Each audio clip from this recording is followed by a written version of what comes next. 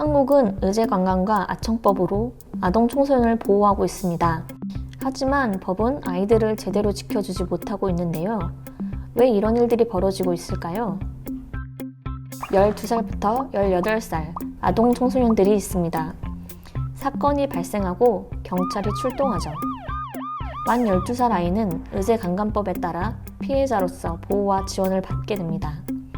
이 법은 어른들에게 성착취의 책임을 지게 하고 아이들을 보호할 어른의 역할을 묻습니다.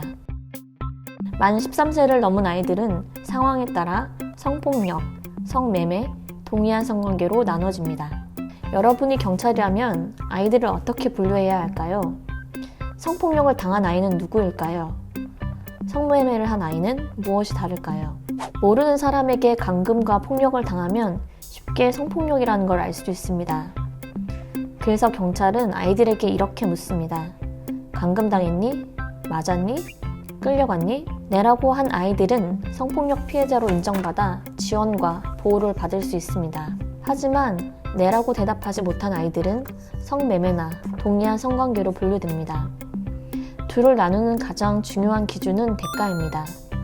성매수 남성이 산 치킨, 문화상품권, 아이스크림과 과자는 가볍게 아이와 어른의 힘의 차이를 지워버리고 마법처럼 성착취를 동등한 거래로 만듭니다. 잘 곳이 필요하다는 채팅방을 만든 민지, 호기심에 몸사진을 찍은 아영이, 몸사진을 찍고 돈을 받은 지수, 아저씨의 선물을 사랑이라고 믿은 현경이는 모두 아청법 2조, 7항이 정의하는 성매매의 가담자, 대상청소년이 됩니다. 너네도 다 알고 한 거잖아. 몸 함부로 굴리는 애들이 왜 피해자야? 요즘 애들이 얼마나 연약한데.